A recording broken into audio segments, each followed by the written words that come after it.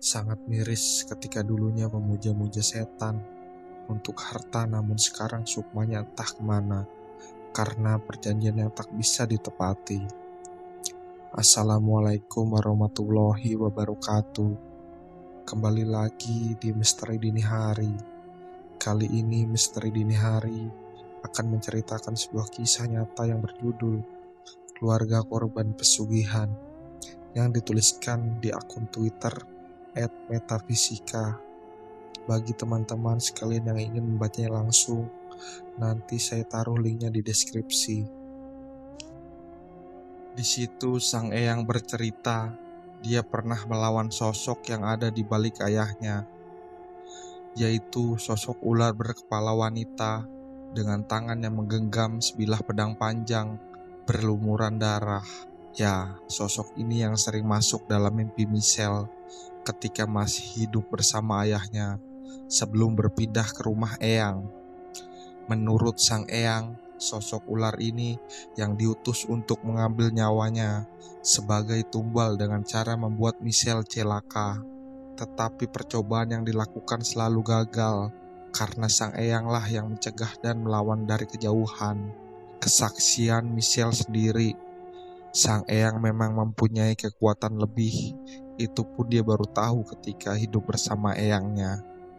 Eyangnya sering menyalakan dupa di setiap sudut rumah. Kadang juga menyendiri di kamar saat malam-malam tertentu. Bahkan Michelle sering disuruh mandi air dari dalam bak besar di belakang rumah. Michelle sempat menghubungkan dengan apa yang dikatakan eyangnya. Dia bertanya kenapa dia masih bisa seperti ini. Sedangkan sang eyang berkata bahwa melawan sosok yang akan mengambil raganya. Dan yang dipertanyakannya adalah kenapa eyangnya tidak pernah memberitahu.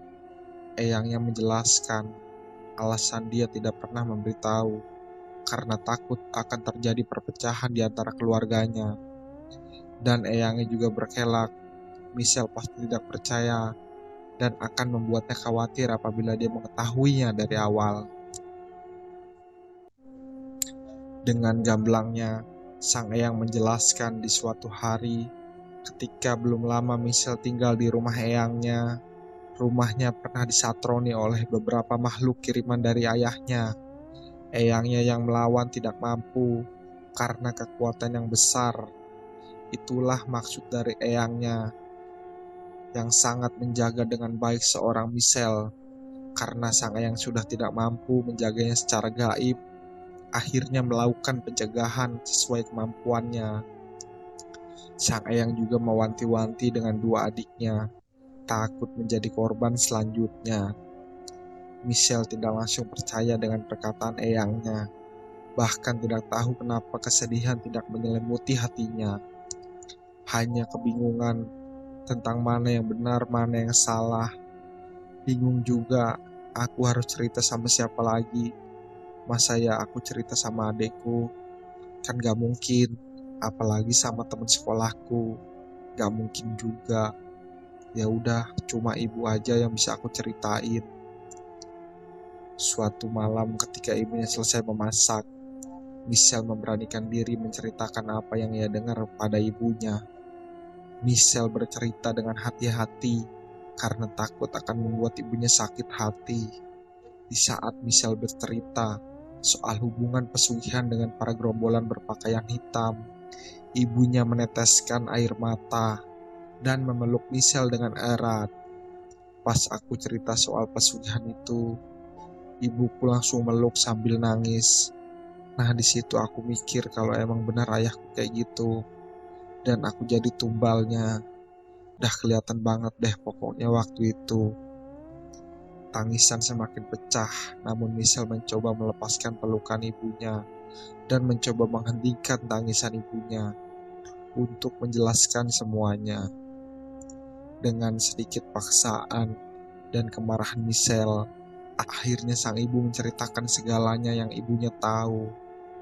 Benar saja, ibunya sudah mengetahui apa yang sebenarnya dilakukan ayahnya. Semua terbuka semenjak berpindah ke utara Jogja.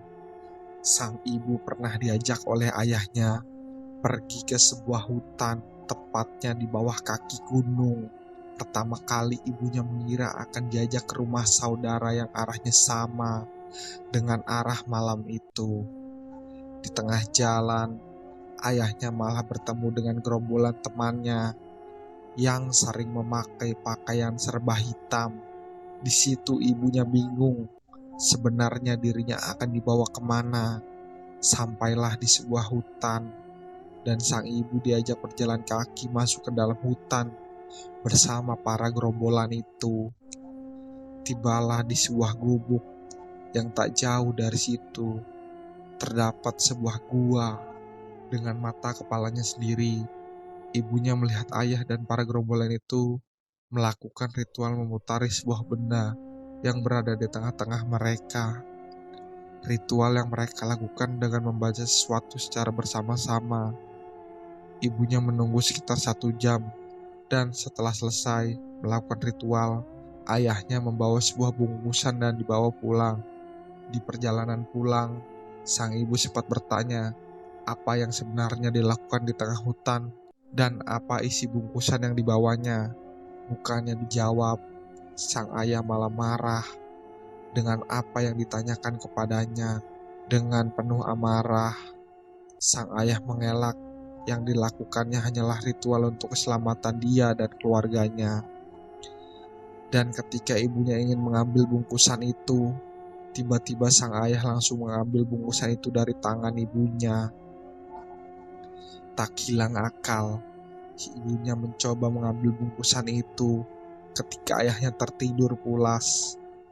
Begitu kagetnya, di dalam bungkusan terdapat sebuah bungkusan kain putih panjang dan beberapa bunga di sekitarnya.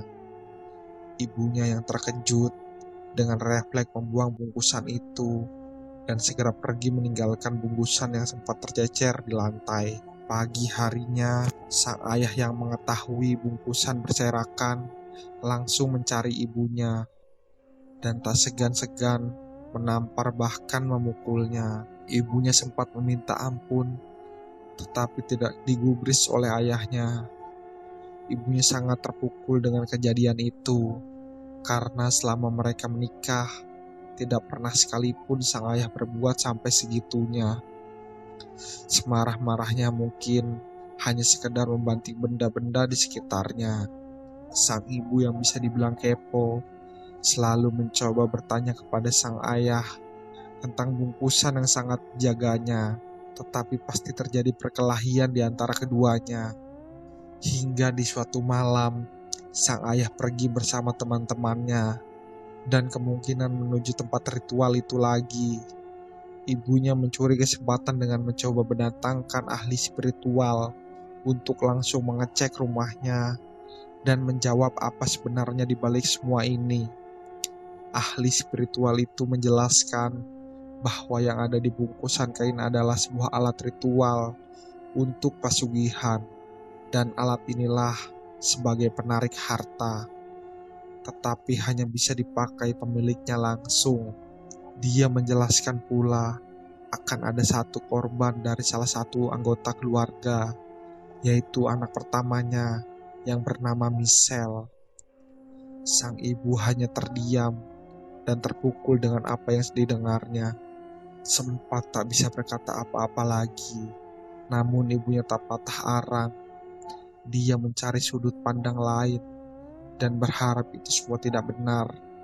Namun ketika dia bertemu 3 orang yang berbeda, jawab ketiga orang itu sama persis dengan orang yang pertama kali ia datangkan ke rumah. Salah satu dari mereka mengatakan tumbal tidak bisa dihentikan karena sudah ada perjanjian, apalagi yang diinginkan ayahnya sudah diberikan semuanya. Intinya tinggal menunggu waktu saja. Ibunya terus berusaha melindungi anaknya bagaimanapun caranya. Tak tanggung-tanggung, ia kembali mencari ahli spiritual di beberapa penjuru.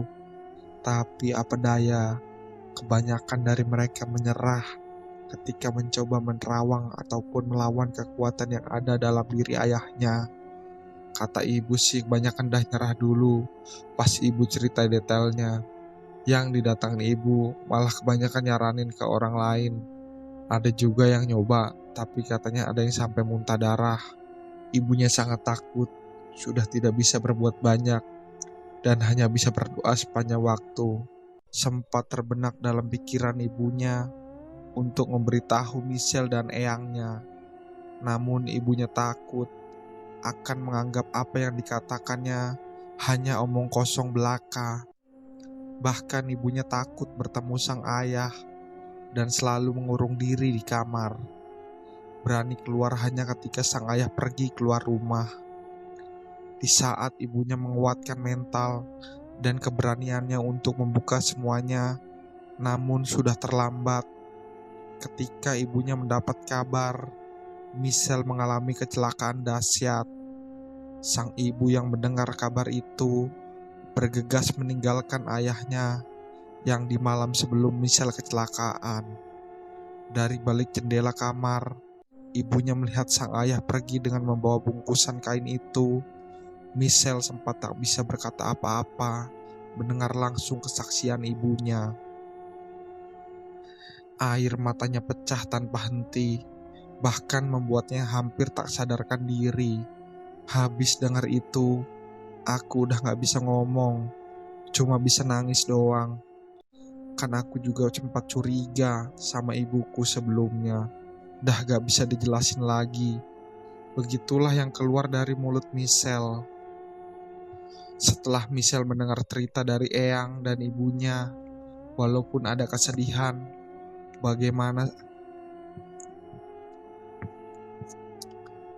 Setelah Michelle mendengar cerita dari sang eyang dan ibunya, walaupun ada kesedihan, bagaimana sang ayah sangat tega mengorbankan dirinya hanya karena harta. Namun Michelle masih bisa bersyukur karena berkat kuasanya masih diberi kesempatan untuk hidup. Tapi Michelle berkata seperti ada dendam dan tidak bisa mengharapkan bertemu ayahnya lagi. Dia juga masih takut tumbal ini masih ada dan selanjutnya menimpa kedua adiknya.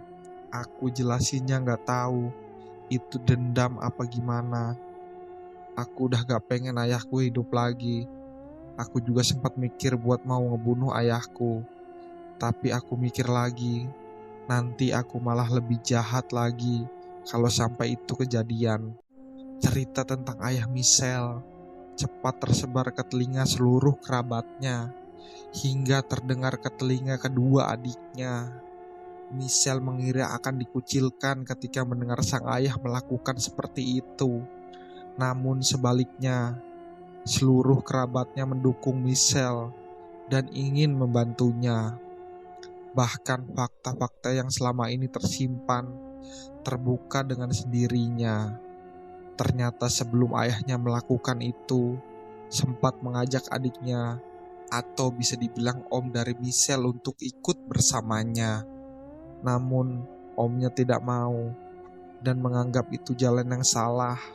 Bahkan ia sempat memberi nasihat agar tidak melakukannya, dan ternyata dia tidak tahu ayah Michelle menggeluti hal itu sampai terjadi kejadian ini.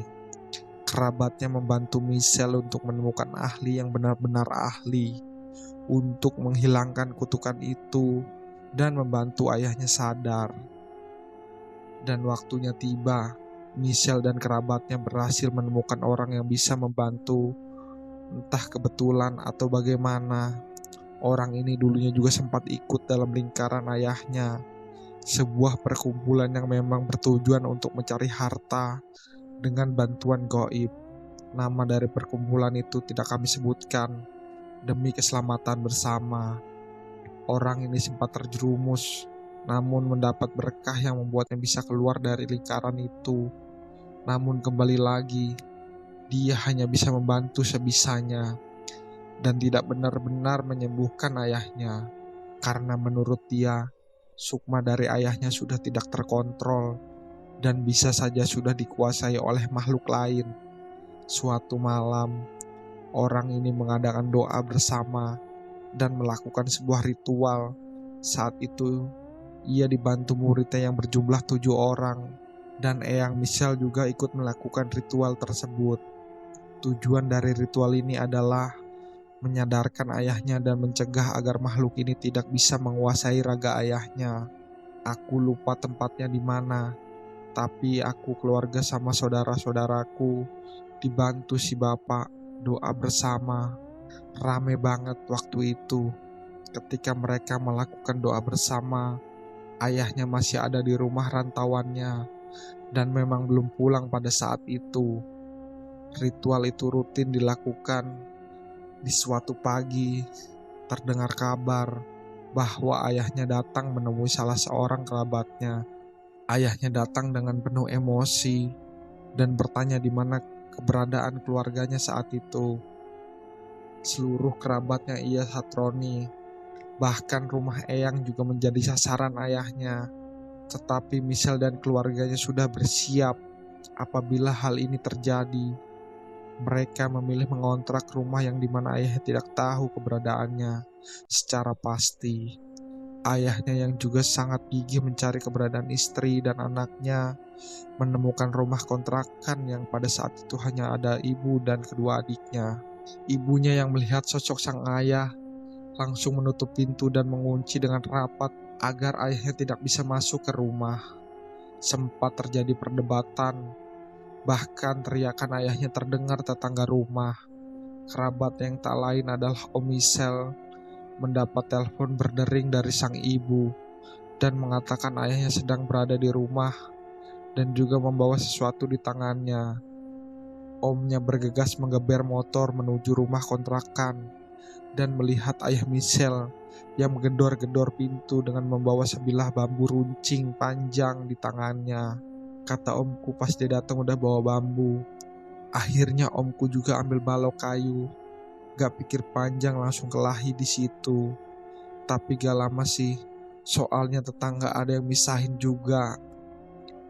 Menurut Michelle, omnya sudah di puncak emosi, bahkan tidak bisa terkontrol lagi saat itu. Setelah dilerai, ayahnya langsung pergi entah kemana dan sempat mengucapkan sebuah kalimat, "Awas, sesok mati kabeh." Semua keluarga berkoordinasi dan sempat meminta petunjuk si ahli spiritual agar cepat menyelesaikan semuanya. Akhirnya diputuskan untuk adanya perang gaib di antara perguruan ahli spiritual dengan makhluk yang ada di balik ayahnya, dan perang itu disaksikan oleh seluruh keluarga dan kerabat Michelle. Itu aku lihat sendiri. Aku lihat sosok ular yang selama ini di mimpiku itu mengelilingi tempat kita. Aku juga lihat kayak beberapa makhluk badan manusia tapi kepala hewan, dan itu besar-besar. Pokoknya rame banget. Ibuku aja sampai muntah karena energinya. Eyangnya yang sudah mengetahui akan kemampuan Michelle memberikan sebuah benda yang berguna untuk keselamatan dirinya. Apalagi makhluk yang akan dilawan dulunya mengincar Michelle untuk dijadikan tumbal. Michelle bercerita suasana yang dirasakan saat itu sangatlah panas, bahkan membuat telinga dan tengkuknya berat seperti tertekan sesuatu. Sempat terdengar beberapa kali lemparan benda di atas rumah, beberapa kali jendela bergetar, dan pentulan cahaya merah dari arah luar beberapa kali. Bapaknya sempat kelempar pas narik sesuatu dari ular. Habis itu anak buahnya juga kelempar. Tapi pas yang ikut kelingkaran, udah kayak biasa aja. Udah pada diem, merem posisi sila. Ketika Michelle melihat orang-orang, termasuk Eyang yang sedang melawan itu, cukup tersentuh hatinya. Michelle merasa masih ada yang mau membantunya, walaupun dia bukan siapa-siapa. Bahkan waktu itu Michelle berpikir, imbalan apa yang pantas diberikan kepada orang-orang yang membantunya. Mereka bertaruh nyawa. Aku bingung kenapa kok mereka mau demi aku. Begitulah yang terpikir di benaknya waktu itu. Perang gaib itu berlangsung beberapa jam dan berakhir ketika Eyangnya tersungkur sambil meremas bagian perutnya. Seketika semuanya membuka mata dan membawa Eyangnya di sebuah tikar terpisah dengan yang lain. Aku kaget lihat Eyang. Pas aku deketin Eyang, cuma bilang, "Alhamdulillah, semoga ada efeknya ya Le." Tapi aku masih lihat yang lain semedi. Bingung sebenarnya udah selesai belum. Tak lama berselang, salah satu ketua dari perang gaib itu membuka mata dan langsung menghisap rokok sembari minum segelas kopi hitam yang ada di hadapannya. Suasana hening dan tidak ada satu kata pun yang keluar dari mulutnya. Michelle dan yang lain saling menatap kebingungan dan tidak ada yang berani bertanya.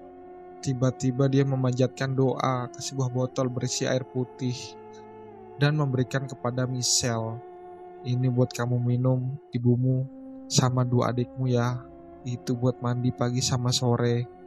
Untuk 2 bulan ya." Michelle bertanya, apa kegunaan air dan bagaimana hasil perang itu. Dijelaskan bahwa air itu berguna untuk pagar keluarganya, agar sang ayah takut melihat mereka, terutama Michelle, dan bisa menjadi benteng gaib dari ayahnya apabila masih ingin melakukannya. Dan hasil peperangannya bisa dikatakan berhasil, bisa tidak. Dijelaskan bahwa makhluk yang bersekutu dengan ayahnya sangat banyak karena ayahnya memiliki beberapa ilmu ajian. Beberapa makhluk yang ada sudah dilawan dan tidak akan kembali. Namun ada satu makhluk yang sekarang 90% menguasai ayahnya dan tinggal menunggu waktu menuju 100%. Makhluk itu adalah ular yang dulunya masuk ke dalam mimpi Michelle.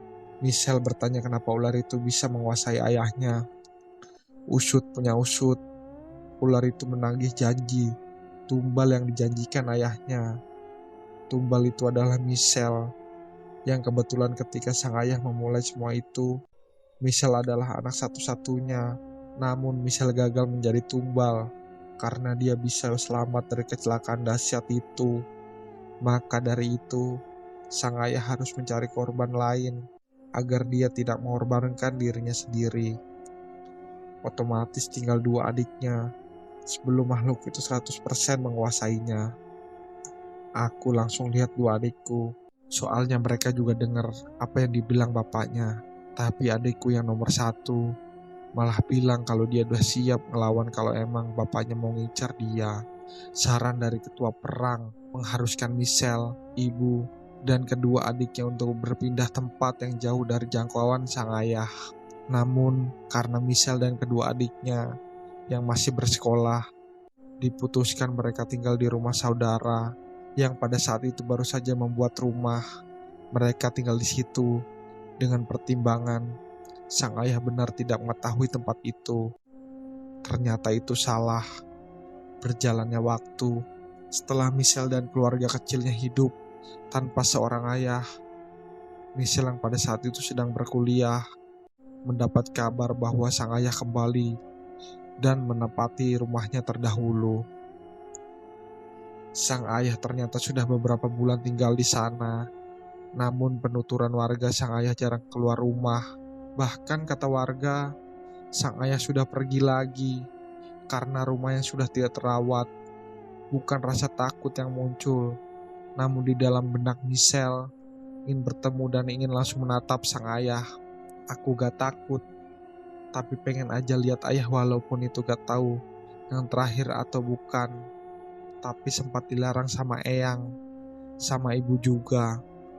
Terjadi perdebatan hingga diputuskan salah satu kerabatnya yang menemui sang ayah seorang diri.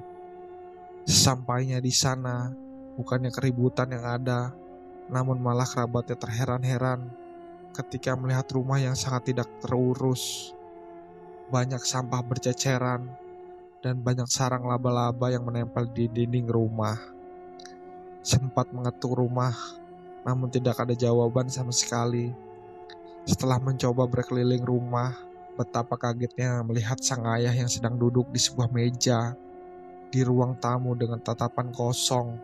Kerabatnya sempat memanggil terus-menerus, namun sang ayah tidak menggubris karena khawatir.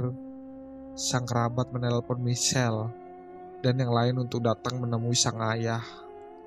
Mereka berbondong-bondong datang dan sudah siap dengan apa yang akan terjadi nantinya. Ketika udah siap, omku aja udah bawa golok, siapa tahu ayah tiba-tiba ngamuk kayak dulu. Setibanya di sana, Michelle masih dilarang oleh keluarganya untuk mendekat. Dan yang mendekat pertama kali adalah Eyang, ibu dan kedua adiknya. Ibunya yang memanggil sang ayah, tidak digubris sama sekali. Ingin memaksa masuk, namun seluruh pintu terkunci rapat. Michelle yang terlihat dari kejauhan teringat Eyang yang masih membawa kunci. Karena dulu Eyang selalu mengurus rumah ketika Michelle tinggal di rumahnya Eyang. Sang Eyang yang teringat perkataan Michelle mencoba mencari kunci yang selalu ia tinggalkan di ventilasi rumah. Terbukalah pintu rumah, dan betapa kagetnya sang ibu melihat ayahnya yang berpakaian lusuh, tak terawat dengan badan yang tersegagah dulu. Langkah demi langkah, ibunya mencoba mendekat memegang pundak ayahnya. Ayah cuma diam, tapi aku lihat dari jauh, ular itu ngelilit rumah. Eyang juga bilang, kayaknya kalau itu udah bukan ayah. Michelle mencoba berpikir dan membenarkan perkataan ketua perang dahulu, bahwa ayahnya benar-benar dikuasai oleh makhluk gaib yang bersekutu dengannya. Ibunya seketika duduk terdiam sambil menatap keadaan sang ayah. Tak lama tangisan itu pecah seketika. Kedua adiknya mencoba memeluk dan menenangkan ibunya. Michelle yang sudah tak tahan mencoba mendekat dan beberapa langkah. Sebelum ia melihat sang ayah, tiba-tiba ayahnya bergeming dari posisinya. Dia lihat aku kayak lihat setan. Dia juga ngusir aku kayak takut. Ayahku juga nangis pas aku mau deketin. Sang ayah segera menahan Michelle karena takut ada reaksi lain ketika Michelle benar ada di dekat sang ayah. Michelle menolak dan ingin mencoba berbicara dengan ayahnya. Kenapa sih ya? Kok kayak gini? Ayah kok tegas sama Michelle? Begitulah perkataan Michelle ketika ia benar-benar berhadapan dengan ayahnya yang masih bergetar penuh kekuatan menatap Michelle. Udah gak bisa sedih lagi, nangis juga udah gak bisa. Di jalan aja aku sempat pengen ngebunuh ayah, tapi pas aku lihat ibu nangis kayak gitu, niatku jadi hilang. Setelah pertemuan itu, ibunya menginginkan ayah untuk dibawa pulang karena berhubung keadaan sekarang yang memprihatinkan, keputusan sang ibu ditolak mentah-mentah oleh Michelle karena di dalam hatinya masih ada kebencian yang tertanam. Terjadi tarik ulur di antara keluarganya. Namun kerabat dan eyangnya juga tidak setuju apabila sang ayah dibawa pulang karena ditakutkan akan terjadi hal yang tidak diinginkan.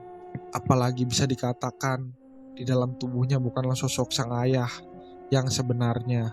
Kemudian eyangnya menelpon ketua perang gaib yang sempat melawan makhluk yang bersekutu dengan ayah, meminta solusi bagaimana baiknya dan semua bisa aman.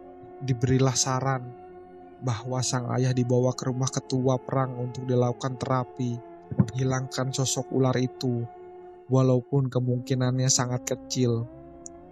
Saran itu disetujui oleh semua keluarga, termasuk sang ibu. Dijemputlah sang ayah oleh ketua perang dengan para muridnya berjumlah 8 orang.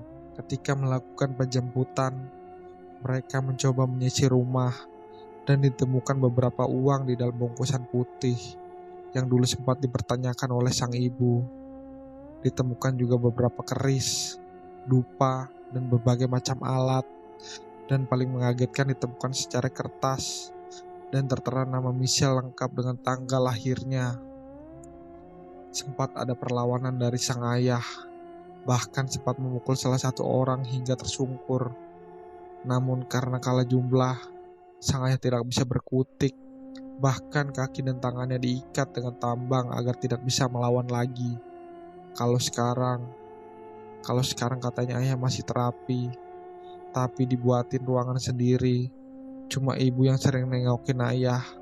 Ya walaupun bapak itu sering bilang kalau sebenarnya udah gak bisa dan cuma nunggu waktu, tapi aku tahu alasan ibu masih mau ke sana. Setelah sang ayah dikarantina, memang di saat tertentu, di malam dimana ia melakukan lembur. Ia sering mengamuk dan kadang menyiksa dirinya sendiri. Michelle sendiri sudah tidak mau berurusan dengan ayahnya dan memilih menjalani kehidupannya, walaupun tubuhnya tidak sesempurna seperti dahulu. Michelle masih tidak percaya dengan apa yang terjadi pada dirinya. Michelle yang dulunya periang, kini lebih banyak diam dan mengurung diri. Namun keluargalah, terutama kedua adiknya, yang selalu memberi motivasi. Ketika ia sedang berada di titik terendah, rasa benci, dendam, bahkan rasa ingin membalas masih Michelle rasakan hingga saat ini. Aku sempat pengen bunuh diri. Untung aku sadar kalau dulu aku tuh dikasih kesempatan hidup, dan itu jangan sampai aku sia-siain. Karena itulah sekarang Michelle rutin berkunjung ke eyangnya untuk menyejukkan hati dan pikirannya dengan mengasah kemampuan gaib yang ia dapat setelah kecelakaan dahsyat. Begitu pula dengan adiknya nomor 1 yang ikut mengasah kemampuan dengan alasan apabila terjadi lagi di lain waktu, dia bisa mengetahuinya lebih awal. Itulah sebuah kisah sang ayah yang tega menjadikan anak sebagai tumbal pesugihan agar mendapatkan kekayaan secara instan. Sampai di sini dulu cerita keluarga korban pesugihan. Ditunggu kisah-kisah selanjutnya dari Misteri Dini Hari. Sekiranya cerita ini menghibur teman-teman semua, saya mohon dukungannya dengan cara like, komen, dan subscribe Misteri Dini Hari.